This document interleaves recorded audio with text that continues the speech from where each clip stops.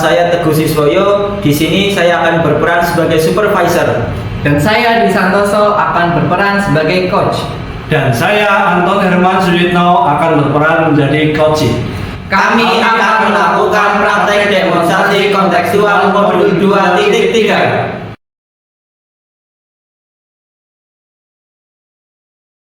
Assalamualaikum warahmatullahi wabarakatuh, Pak Dwi. Waalaikumsalam warahmatullahi wabarakatuh, Pak Teguh. Bagaimana kabarnya? Alhamdulillah baik, Pak. Pak Teguh sendiri bagaimana, Pak? Alhamdulillah baik juga. Oke. Nanti Pak Dwi akan melakukan proses coaching dengan Pak Anton. Pak Anton. Oke, sebelum Bapak nanti melakukan proses coaching, ada beberapa hal yang ingin saya sampaikan.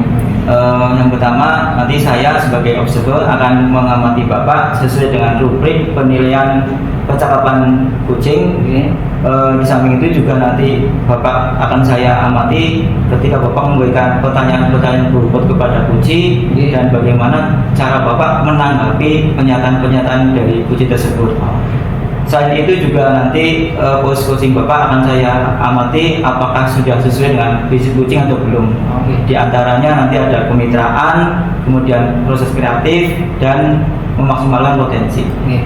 Oke, selanjutnya akan ada beberapa yang ingin saya tanyakan Pak Dwi. Yang pertama, kompetensi coaching apa yang ingin Bapak kembangkan pada kegiatan coaching pada hari ini, Pak?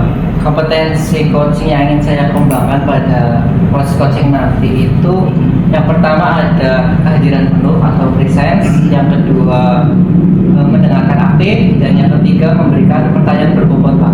Oke. Jadi ada 3 kemudian bagian kompetensi mana yang secara spesifik ingin Bapak diobservasi saat Bapak melakukan proses coaching, Pak? Bagian yang secara spesifik ingin diobservasi itu kompetensi mendengarkan aktif dan memberikan pertanyaan berbobot, Pak. Oke. Berikutnya nih Pak, bagaimana indikator tercapainya yang ingin Bapak inginkan setelah proses coaching hari ini, Pak? Indikatornya itu adalah coach dapat menemukan solusi dari permasalahannya atau menemukan langkah-langkah untuk mengatasi masalahnya tersebut, Pak. Oke, terima kasih Pak atas jawaban-jawabannya. Demikian kegiatan pra-observasi kali ini, Pak.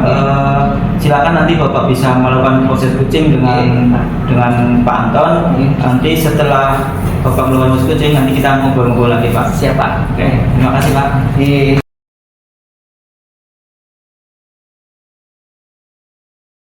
Assalamualaikum warahmatullahi wabarakatuh, Pak Anton. Waalaikumsalam warahmatullahi wabarakatuh, Pak Dwi. Bagaimana kabarnya hari ini, Pak Anton? Alhamdulillah sehat, Pak Dwi. Alhamdulillah sehat juga, Pak. Gimana kabar Pak Dwi juga? Alhamdulillah sehat. Ini Pak Anton, sesuai janji kita kemarin ini, Pak Anton, katanya Pak Anton ada yang mau diceritakan dengan saya. Iya. Ada apa ini, Pak? Iya ini Pak Dwi.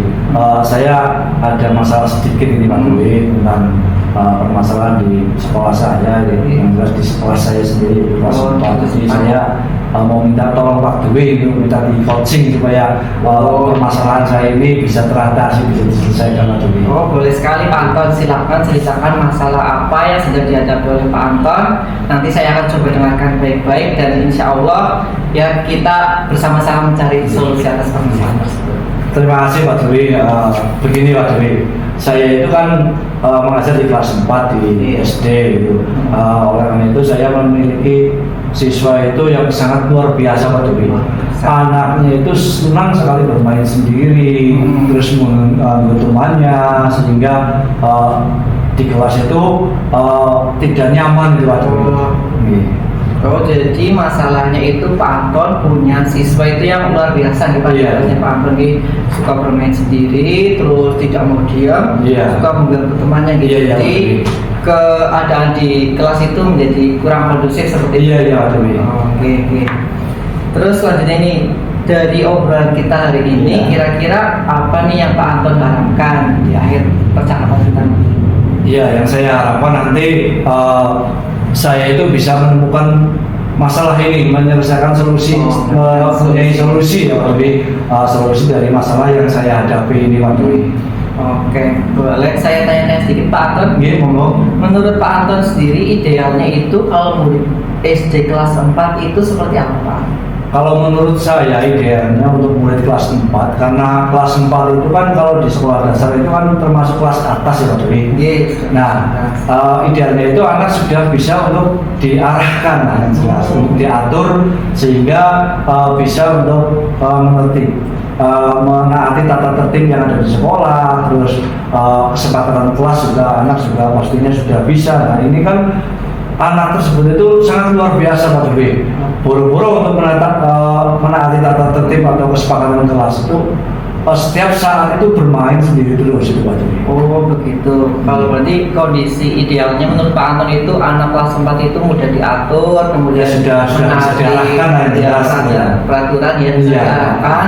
Itu kan kondisi idealnya. Kalau misal dibuat angka ini di antara 1 sampai dengan 10, kira-kira murid Pak Anton itu sekarang berada di kategori berapa ya Pak? Kalau secara angka ya Pak Dwi, murid saya itu di angka 5 Pak Dwi. Di angka 5? Iya, soalnya anak tersebut itu sangat luar biasa, sangat luar biasa. Ketika saya memberikan arahan atau memberikan nasihat itu, ketika saya pergi itu di belakang sudah bermain sendiri lagi. Jadi sangat bagi saya itu anak yang sangat luar biasa Pak Dwi. Oke, kalau nanti setelah Pak Anton melakukan sebuah perubahan itu ya, kira-kira harapannya Pak Anton itu apa, anak tersebut itu menjadi di kategori angka berapa Pak? Iya, kalau harapan saya itu anak itu bisa naik di kategori 8 Mas Dwi. Karena dengan kategori 8 itu menurut saya sendiri itu sudah baik, sudah bagus karena melihat dengan keadaan anak tersebut yang sangat luar biasa Pak Dwi. Oke, selama ini Pak Anton apakah sudah melakukan penyelidikan atau mencari alasan kenapa sih siswa tersebut menjadi bertingkah laku seperti itu? Iya Pak Dwi. Selama ini memang saya sudah melaksanakan kegiatan untuk melakukan pendekatan pada anak tersebut. Anak tersebut mungkin dari bawaannya atau hiperaktif apa ya kalau itu ya. Jadi tidak mau diam yang jelas itu Pak Dwi. Melakukan sesuatu. Iya. Mungkin yang kedua mungkin dari lingkungan dia bermain atau lingkungan keluarga mereka yang apa namanya anak-anaknya itu cara bergaulnya atau cara apa namanya berkomunikasi dengan temannya itu sangat luar biasa itu Pak Dwi. Oh berarti ya menurut Pak Anton ini ada 2 penyebab yang menyebabkan anak itu melakukan tingkah laku seperti itu. Jadi yang pertama itu adalah bisa dari keluarga atau lingkungannya yang tidak ada perhatian, kemudian dari komunikasi dengan teman-temannya gitu ya. Karena terus terang aja itu anaknya itu anak pindahan Pak Dwi. Jadi saya itu menerima anak tersebut itu masuk ke kelas 4 ini. Oke. Kira-kira apa ini yang Pak Anton lakukan untuk merubah sifat dan perilaku anak tersebut? Ya, yang saya lakukan itu rencananya untuk ke depan itu saya akan berkunjung ke rumahnya Pak Dwi. Berkunjung ke rumahnya untuk bertemu sama orang tuanya, sehingga nanti saya bisa komunikasi dengan orang tua untuk melakukan kegiatan ini. Dan yang jelas saya akan lebih menekankan lagi untuk kegiatan-kegiatan di sekolah dengan kesepakatan kelas itu Pak. Wah bagus sekali ini. Terus apakah ada tindakan yang lain lagi ini yang bisa dilakukan supaya anak tersebut itu tidak bermain sendiri atau mengganggu temannya di kelas Pak? Mungkin dengan pembelajaran yang bisa menyenangkan anak itu Pak Dwi. Jadi anak itu nanti dibawa untuk ke lingkungan sekolah, ke lingkungan nyata ya Pak Dwi, sehingga anak itu akan merasa senang, nyaman, sehingga untuk bisa meningkatkan pembelajaran yang ada di sekolah kami melakukan pembelajaran yang menarik dan menyenangkan gitu. Kemudian ini Pak Anton terkait dengan keadaan keluarga, bagaimana ini cara Pak Anton menindaklanjutinya itu? Iya, kalau dengan keadaan keluarga saya nanti akan berkunjung ke rumahnya pastinya.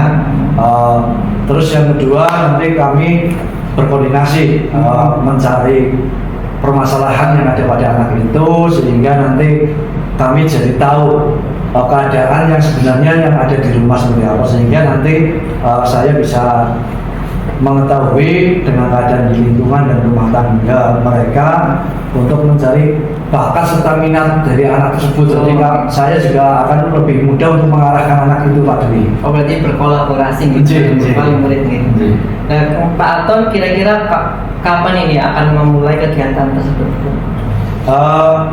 Yang saya lakukan insya Allah nanti saya akan melakukan secepatnya Pak Dwi, karena hal ini menurut saya harus cepat-cepat diatasi supaya nanti tidak terlanjur kelamaan itu Pak Dwi. Oke. Kira-kira adakah guru lain atau pihak lain yang bisa membantu Pak Anton dalam melaksanakan kegiatan ini? Ada Pak Dwi, yang bisa membantu yang jelas kami selalu berkoordinasi dengan kepala sekolah saya, sehingga karena kepala sekolah selalu membuka kepada kami teman-teman guru untuk saling berkoordinasi, untuk saling komunikasi untuk masalah-masalah yang ada di sekolah. Terus yang kedua, kami berkoordinasi dengan teman guru, teman sejawat yang ada di SD negeri saya untuk saling berkolaborasi Pak. Baik Pak Anton, sudah cukup lama nih kita ngobrol dari kegiatan ini. Kira-kira apa ini yang sudah didapat oleh Pak Anton? Ya Pak Dwi, yang saya ucapkan terima kasih sekali untuk Pak Dwi ini. Saya merasa kegiatan ini sangat luar biasa. Saya bisa mendapatkan solusi dari masalah yang saya dapatkan dengan ngobrol dengan Pak Dwi, sehingga nanti bisa ke depan itu saya bisa menerapkan hal-hal yang tadi kita komunikasikan, kita diskusikan, dan mudah-mudahan ini untuk bisa diterapkan di sekolah saya Pak Dwi. Amin. Mudah-mudahan apa yang sudah Pak Anton rencanakan ini bisa berjalan dengan lancar sehingga menghasilkan hasil yang baik terhadap murid maupun terhadap sekolahnya Pak Anton di Pak Anton. Terima kasih. Oke. Dan jangan lupa ya Pak Anton, saya dikabari lagi perkembangannya. Siap-siap Pak Dwi. Terus saya rasa cukup sampai di sini dulu kegiatan coaching kita hari ini.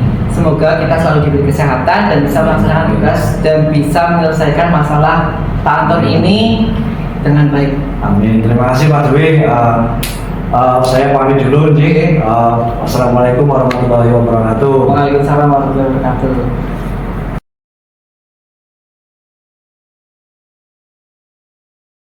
Oke, tadi Pak Dwi sudah melakukan proses coaching dengan Pak Anton ya. Selanjutnya saya akan menanyakan beberapa hal pasca observasi ini Pak. Yang pertama, apa yang sudah Bapak lakukan pada saat coaching tadi terkait indikator ketercapaian yang Bapak inginkan? Pada saat coaching tadi saya merasa saya sudah melakukan proses coaching menggunakan alur tirta Pak. Yaitu menanyakan tujuan, kemudian melakukan identifikasi, terus menanyakan rencana aksi dan tanggung jawab dari coach, sehingga coach itu bisa menemukan solusi atas permasalahan tersebut. Oke, baik Bapak. Kemudian saya akan menyampaikan catatan hasil observasi saya terhadap proses coaching yang sudah Bapak lakukan tadi. Yang pertama tadi proses coaching yang Bapak lakukan itu sudah berjalan dengan baik Bapak. Kemudian alurnya juga sudah sesuai dengan alur tirta. Kemudian tadi saya lihat juga Bapak sudah berusaha menggali dengan mengajukan pertanyaan-pertanyaan berbobot, sehingga coach Bapak tadi bisa menemukan solusi dari permasalahannya. Dan yang kemudian bahwa coaching yang Bapak lakukan tadi itu sudah sesuai dengan prinsip coaching Pak. Oke Pak, setelah saya menanyakan tadi Pak, sebelum saya tutup, boleh saya bisa menanyakan satu hal lagi Pak? Boleh Pak. Oke, ini kompetensi apa lagi Pak yang ingin Bapak kembangkan berdasarkan hasil coaching yang baru saja Bapak lakukan tadi? Saya mungkin akan berusaha mendalami lagi Pak mengenai alur kita supaya saya bisa melakukan proses coaching itu lebih baik lagi. Oke, baik sekali Bapak. Semoga kedepannya kita bisa melakukan coaching dengan lebih baik lagi. Pak. Mungkin demikian kegiatan pasca observasi ini Pak. Saya akhiri. Terima kasih. Assalamualaikum warahmatullahi wabarakatuh. Waalaikumsalam warahmatullahi wabarakatuh. Terima kasih Pak. Iya.